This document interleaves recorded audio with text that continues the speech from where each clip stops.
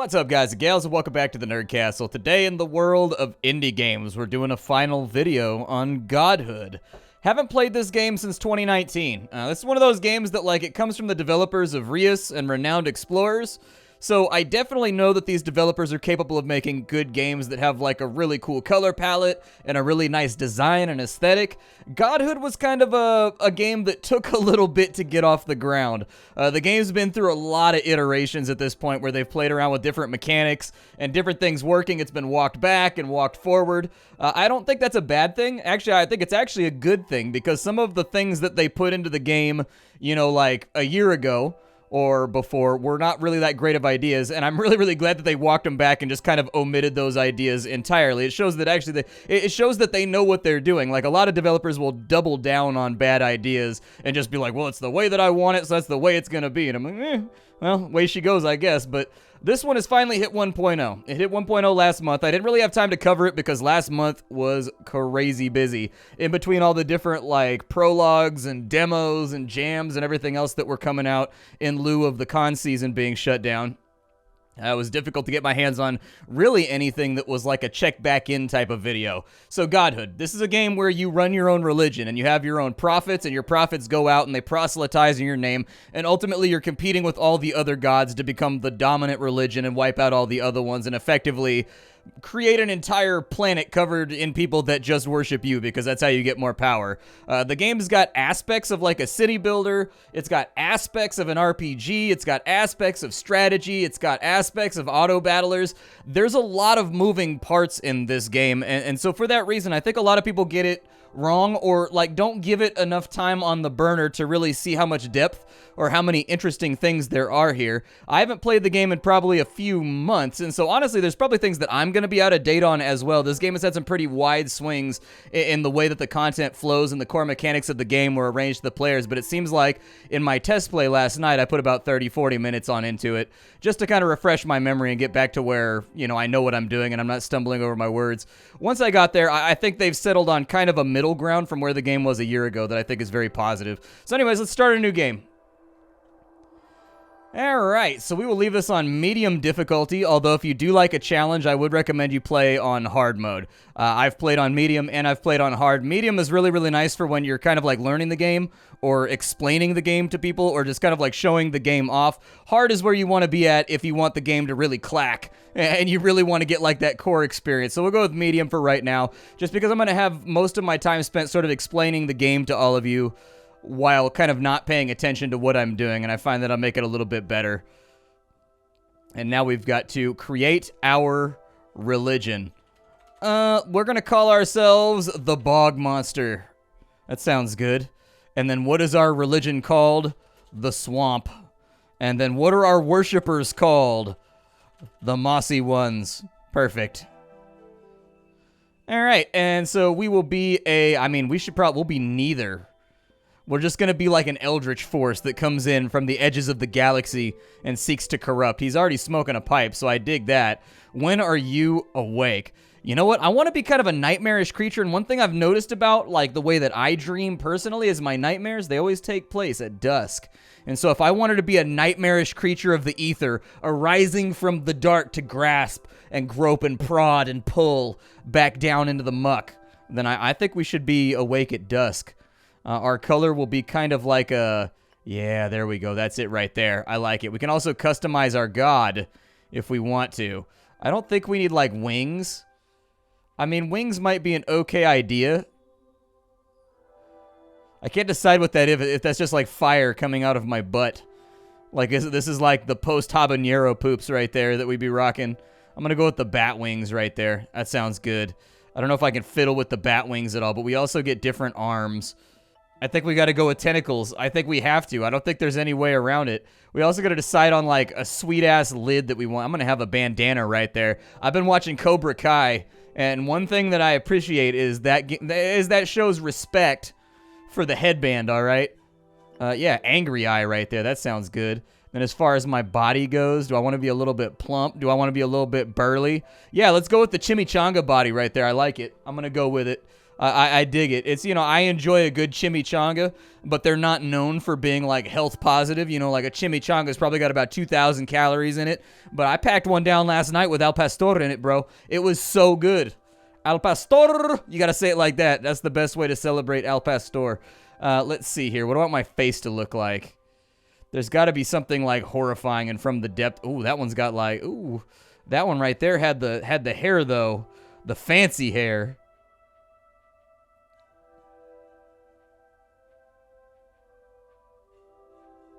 I'm gonna be honest, I kind of like whatever that is. He's got that facial expression that I have 90% of the time, and honestly, I can feel myself sort of empathizing with it. What color's our clothing gonna be? We'll go with like some gold clothing. Yeah, that sounds pretty good. Oh, secondary clothing's right there too. All right, we'll make that like... I don't know, dude. We're kind of like a weird critter, aren't we? We're kind of an odd creature. Probably go with something like that right there. Let it be known, the bog monster arises. For as long as there have been people to believe, there have been gods that vie for their attention. The bog monster is one such god, destined to claim a place in humanity's hearts and minds. A single soul would be chosen by the bog monster and destined to become the first prophet of the swamp. From nothing, the bog monster appeared before Papan. Papan renounced their faith in the old god, Quetzalcoatl, and placed it in the bog monster instead. First, the bog monster taught Papan about what is right. Alright. Like, obviously, we need to go with, yeah, madness. Are you sure you want madness to be a Oh, I thought it was just checking. Okay. I didn't know if, like, madness was kind of like a crazy playthrough and it was, like, the only one that had a warning prompt. But no, dude, we gotta go with madness. Yeah. The elders who worshipped the ancestors thought this idea to be dangerous. This is madness. They could not see how they were wrong in opposing the bog monster. A sacrament was called to determine who was right. So a sacrament is what they call the battles in this game. It's effectively you and your faction attempting to convince other factions to convert to your side. You can do that through violence. You can do that through rhetoric. You can do it through, you know, Eldritch magic. You can do it however you want. Oh my god. We caught him up with the Eldritch tentacle right there. Aw, dude, they instantly one-shot me. I didn't even have time to explain the battle. It's okay, I'll explain how this all works on the next one. Dude, she's got an awesome little, she got an awesome little chibi hat right there. It's like an adorable version of like an octopus hat that she's wearing. I fully support this. I think that we can fully invoke the core tenets of madness while at the same time being dressed well and freaking adorable. Those things are not mutually exclusive to one another. The elders were resolute in their judgment. Papan and a few followers were banished from the old city, and before leaving, Papan prophesied that one day the bog monster would bring the liberation of madness to the old city. It's true, we will. Papan continued to travel for days with the rest of the exiled. The people were growing tired and hopeless. Finally, on a fertile and lush terrace, the bog monster spoke once again. This will be the bog monster's holy site. Welcome to the realm of Godhood, young deity. Your goal is to ascend to your rightful throne and leave a religion behind that will stand the test of time. Good.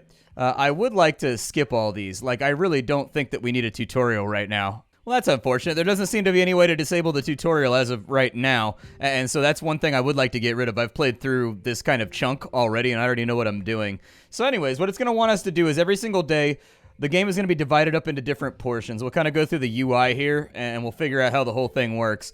So we've got ourselves offerings up here. We use those for god powers, which are down here at the bottom. They're basically like magics that we can cast on our society. We have dream points. When you accumulate dream points, you get to use these on the night before a battle in order to inspire your followers through dreams and give them extra shields or extra offense and stuff like that that only lasts for the battle at hand. This right here is our tribute chests. Tribute chests are going to have materials and offerings. Materials are used for building buildings, and offerings are used for magic, like I said. At the beginning of every single day, or every single cycle, we've got these empty little meters down here. Every action that we take uses up one of these. So effectively, every 3 actions we take as a god to inspire our people is going to advance this. And when it gets to the end, we have no choice but to pick a battle with one of our enemies. And so the game is like vaguely punctuated. So it's in between like you fiddling around with your followers and giving them orders and inspiring through dreams. And then when you run out of time, you got to go in and get into a fight. And so anyways, right now what we got to do is we got to decide what this guy is working on. And we're going to do that through rituals. These rituals, they are going to allow you to develop various aspects and attributes of your character's stats. And so all these stats do different things. They're pretty self-explanatory. Might is for people that fight physically. Health is for people that have armor and can intercept attacks and can tank. Cunning is over here, and it's good for crit chance and evade chance. Charisma's over here, and I believe that Charisma gives you initiative, if I remember correctly, and it gives you accuracy. And then Devotion is going to give you armor and intercept morale abilities. So things are kind of divided up into physical and like morale abilities. This one affects whether or not you intercept a physical ability and block it. This one right here determines whether or not you can rationalize someone else's charisma argument and basically negate it on the fly. They're effectively resists for physical and magic. That's all you really need to know. And then knowledge over here will give us a higher crit chance on our morale attacks. So anyways, top stats are all physical, bottom stats are all morale. So we've got to decide what we want to work on here. Our character is really good at might. Our character is really, really good at knowledge. And our character is decent at charisma.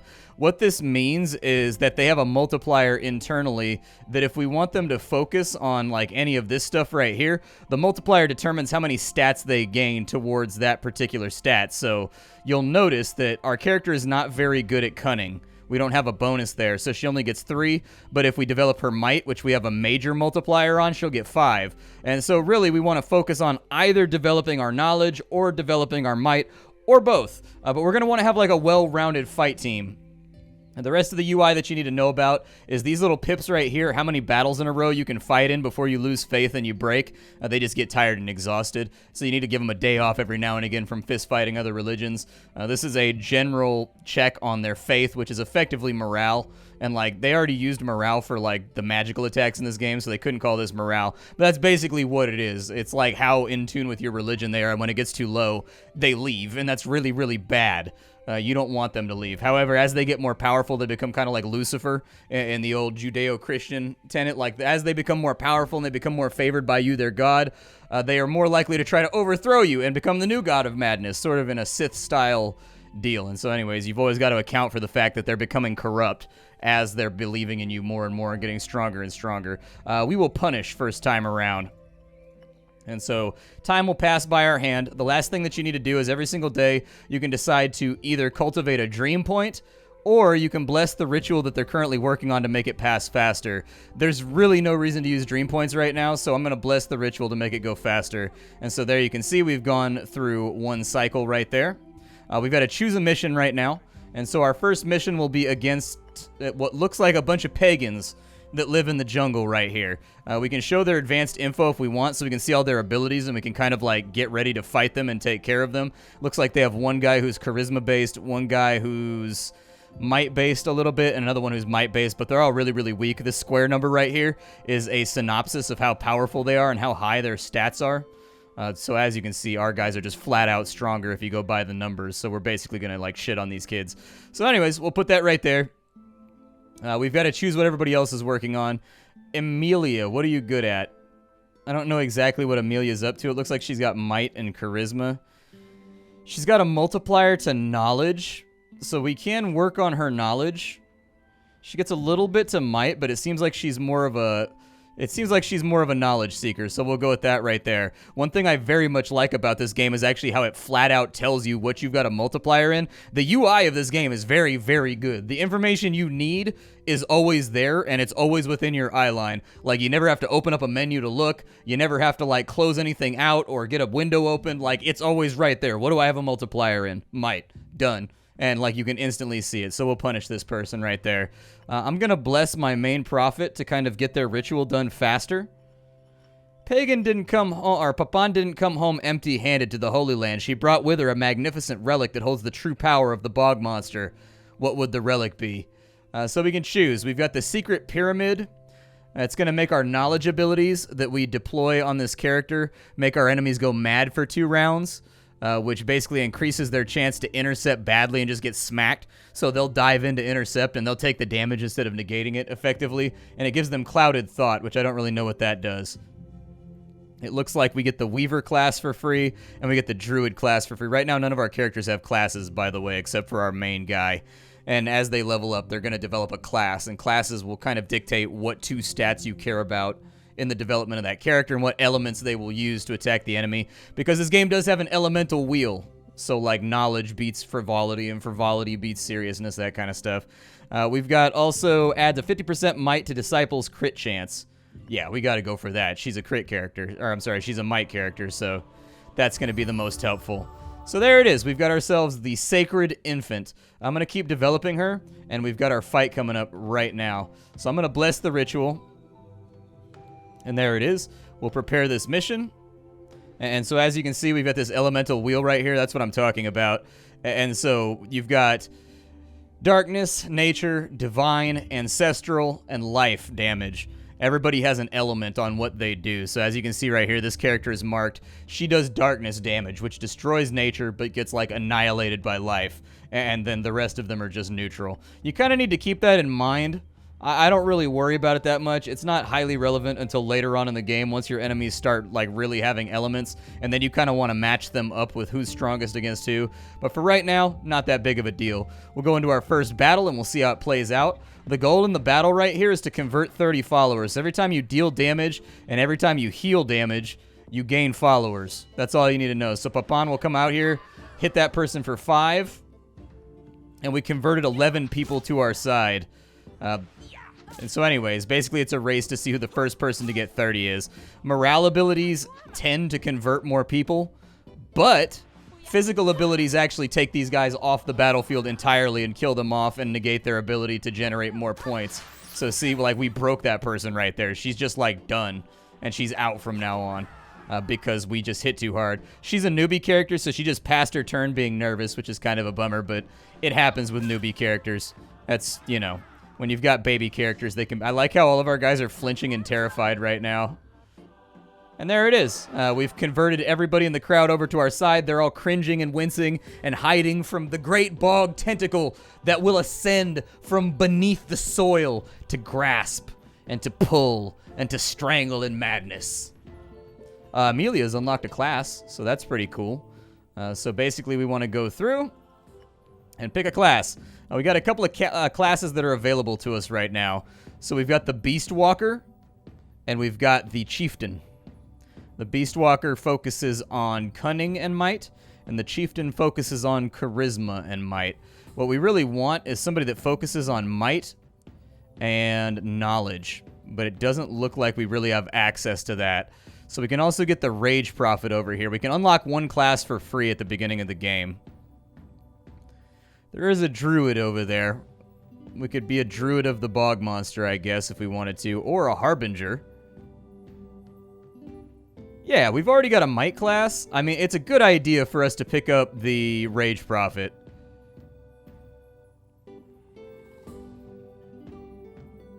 Yeah, let me get the Rage Prophet. We'll get the Rage Prophet first, and then next we'll get the Harbinger once we have enough supplies to do so. So this character actually doesn't really want to be the Rage Prophet, like, at all. But then again, she's not that good at stuff. It's okay. We'll use the Rage Prophet on the other person. So we can do it with nature damage, or we can just flat out be a cultist. Oh, never mind. We already have the cultist available, so that's knowledge and power. We don't want to, like, spread ourselves too thin, though. Let's go with... Oh, I don't have anybody that knows knowledge. I made a mistake. Okay, well, I guess we'll have 2 cultists then. That's kind of a bummer, because you don't really want, like, too many eggs in one elemental basket, but that's life. I should have taken the Harbinger first, and then come around to it later. It's alright, everybody stumbles and makes mistakes. Alright, so the mission was a success. We gained 58 people that now live inside of our village. We got 75 bucks, and we got 75 magic points that we can spend on all kinds of stuff. Alright, so we have 75 bucks right here. We gotta decide what we want to do with it. I would suggest building buildings that give you, like, buildings give you every single turn. They give you stuff. And so it's usually a good idea to build buildings because they just kind of operate on their own without anybody having to do anything. Back in the old days, you had to make them, like, worship at various buildings and stuff, which kind of, like, made the building more important. Now, character development and, like, building the RPG aspects of your profits is more important than, like, the city building aspect of the game. And I think that was a smart choice. Like, this game was really confusing back in the day because, like, you had to figure out what all the buildings do and, like, where do the little guys go. I'm actually, like, really glad they backed off of that, and now the rituals are just inherent to the characters and whatnot. At least that's the way I remember it being. I haven't played in a really, really long time. We've got a side boss over here that's apparently a darkness v darkness battle. So just really a battle of throwing shades, but we get a bunch of money for it. So it looks like we get about 125 bucks for it, which would be enough for one major building. This one right here gives us $50, and it's a little bit easier. I'm going to use this opportunity to kind of... Oh, they've got a light guy, though. That's a little terrifying. That might not work out so great for us. We need somebody who's not, like, light infused. So we've got Harry and we've got Coco. They both want to join us. Coco is good with cunning, which means we could effectively make her into a Beastmaster. And then we also have a charisma character over here who has the gust. And so anyways, we can go with cunning or we can go with charisma. We have a blessing for cunning, so I think I'll probably go with cunning. There we go. Coco has now joined us. And so we will have you learn to stalk, I guess. I'm going to continue developing. Ooh, somebody can do a miracle. All right, so when you win a battle, you fill up a little meter called your miracle meter over here on this left-hand side. When it fills up all the way, you can perform a miracle. What the miracle does is it makes it so that you can't fight in the next battle that you've chosen. You're basically out of action until that time. But what it does do is it permanently increases your stat multiplier on one stat of your choice. And so it can be kind of a good thing. It's effectively the equivalent of leveling up. Is really all you got to think about. So with Amelia, what was she good at? She's going to be like a knowledge character, I think. She's got a might bonus on everything she's doing right now. We need to give her something that has like a knowledge bonus.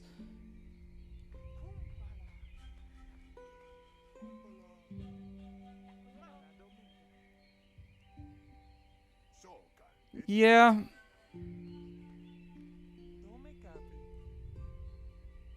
That'll deal 11, 14 damage. That'll deal like 16 damage. Or no, that's actually got a 5 right. That'll do 18 damage. Okay. So we'll put that in right there because that capitalizes on both of her abilities. And frankly, she doesn't really have anything else that stacks super well with knowledge, so like I don't think it's that big of a deal. We probably get to do the same thing on somebody else right now. Oh, we don't actually. Okay, so that was the only ability we got to reallocate. But you do want to do those abilities because they're going to change the way that your individual followers are going to fight and like interact with the world. Yeah, I'll call down the miracle, and she was a knowledge character. Am I correct? I could actually give her... She develops knowledge pretty quickly already. Yeah, she develops knowledge fairly quickly already. I think we could probably get away with putting might on her. It would stack with her build better. So if we do like a might miracle, she could alternate back and forth between doing a knowledge ritual and a might ritual over time. Yeah, let's try that. I'm going to try to even her out. This is a game about experimentation. You're not always going to know what's going to work best in this game. So my advice to you is just to play around with ideas. And if it ends up killing your religion, then who cares, you know? Like, you're meant to play this game multiple times, just fiddling with the options and stuff like that, so no problem there. Does she have anything that stacks with knowledge on here? So pretty much all of her abilities stack with might. It'd probably be smart for us to give her a little bit of knowledge, but I'm going to develop her might one more time before I do that and get her up to, I think, C-level might. That'll make her pretty strong in combat. I can't help her develop any further, so I'm going to help you, I guess. Okay, our mission is up. I mean, we got to take care of this. We don't really have much of a choice. What we don't want is we don't want anybody lined up with this person that has the darkness element. If we line up anybody down here, we can believe in a thing called love, but it's not what we're going to feel, okay? We should still have this fight by the ass, just because I think as long as Papan doesn't attack their light warrior and focuses on these guys in the corners, I think we should be solid. Like, I think she'll carry, so... Like, she should be really, really strong. There you go. Smack them up. It looks like we're just stick fighting in the street right now. Like, we're not even, like, trying to convince each other of our religions. We're just running around hitting each other with cudgels.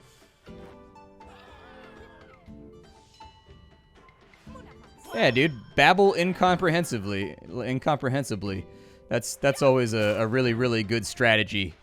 I'm pretty sure the way that it used to work is they could attack like anywhere. Yeah, it looks like they still attack anywhere. So we've got one person who's broken, and that pushed us over the line by breaking one of their followers. We've won the combat now, so that's really, really good. I actually kind of like the hands-off Star Ocean combat in this game, where you set up all the abilities, but like you don't really have a say in what they do. I actually kind of I kind of like prefer that. So she has a talent for might. That means that she can become a rage prophet. I think that's a good idea. I think we should do it.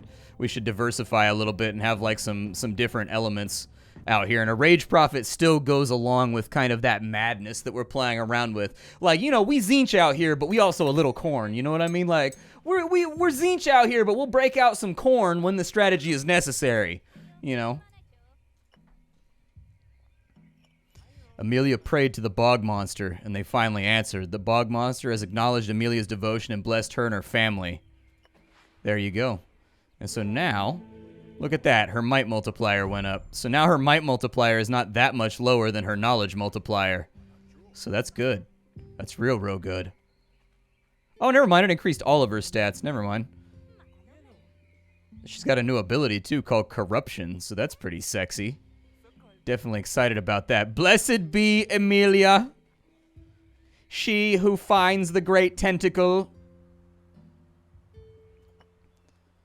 Yeah, we'll set that as a mission. We'll still try to like level up a little bit. We could take her out of the combat in order to level up because she has definitely leveled up. I think it's a good idea. Interesting. She can't do the health miracle because she doesn't have enough health. All right. Let's go for the might miracle then. I mean, her other main stat is might, so we might as well. I didn't mean for that to be punny. It just kind of ended up that way. Oh, we got to take a tenet too.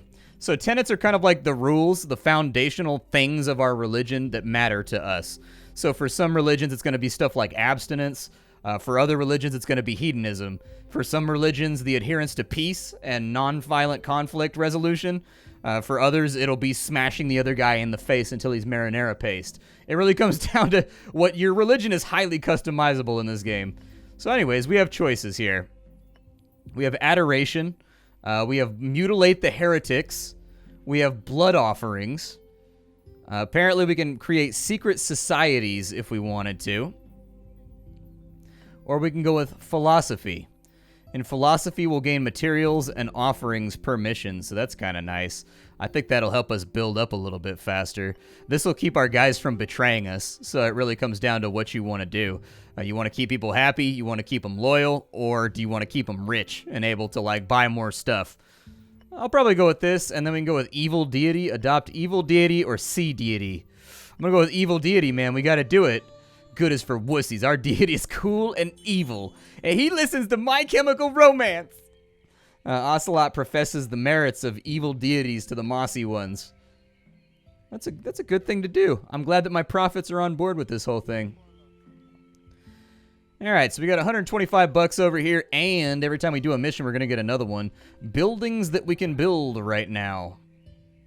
Now, we can do a blessing of recovery. With the gardens, we can get a study, so it looks like we can give people XP instead of helping influence their training and their rituals. We have an offerings stockpile. What that will do is it'll increase the amount of offerings that we get every time we win a battle. There's also a night shrine over here. It gives us dream points per mission so that we don't have to waste time on them. That's actually not a bad idea either. The one that I really, really want is there's a temple of the material gatherer. That's what I want, because this is going to make us get material gains like a lot more quickly, and it's also going to make our chests worth 30 instead of 25 after we get them from other religions. Doesn't seem like much, but it absolutely adds up, and so I do think the material gatherer is a really strong choice in the early game, just to over the long term make you more likely to get like what you want out of things. Yeah, let's go with, I'm gonna have to leave her out. She's getting kind of low on her fervor right now. Yeah, I'll inspire her. That sounds good.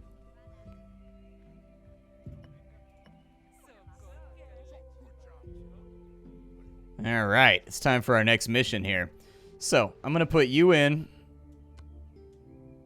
She's doing a miracle, so she can't go anyways. Amelia, you're in, and then you're in as well. But I'm going to have her step out because her fervor is getting too low, and I don't want her to, like, betray me.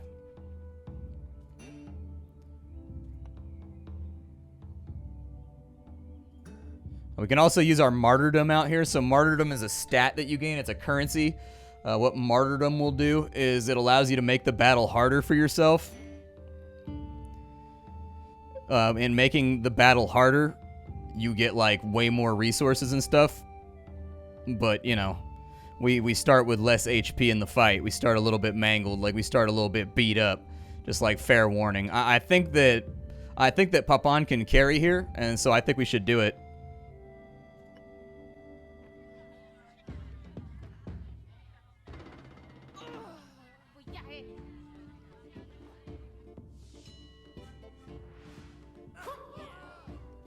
Yeah, not too bad. I mean, we already got 15 followers just from that first hit. This middle row is going to be kind of, like, worthless.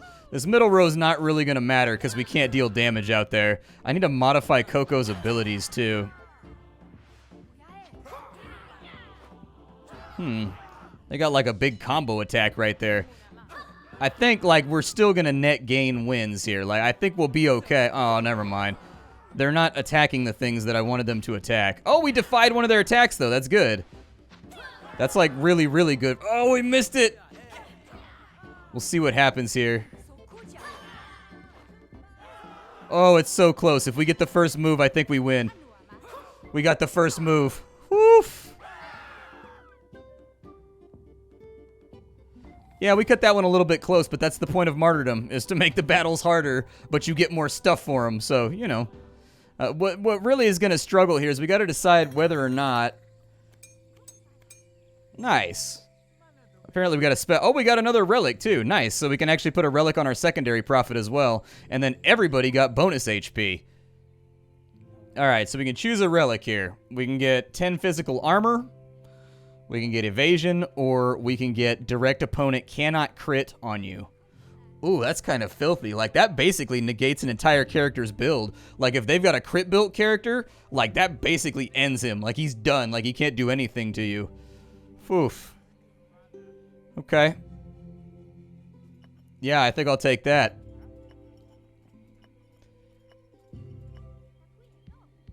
So there it is. We will add that on in. I don't know who's going to pick that up. It looks like it's Coco. I guess Coco opened it. While Ocelot was meditating on the bog monster's will, they realized the terrible wrongness of the world. While the mossy ones were impressed by Ocelot's new insight, some wished she hadn't shared such a depressing revelation. Oh no, dude. We lost people? I mean, on the plus side, the miracle made her a lot stronger, though, so I can live with that. Yep, blessed be off. You gotta level up. You gotta do what you gotta do out here. I may have to leave my main guy behind pretty soon, too. I think after the next battle, we get another prophet, so that'll allow us to kind of, like, cycle through a little bit better. The other thing I want to do is we'll get, like, a material gatherer out here, and we'll go ahead and we'll build that, like, right there.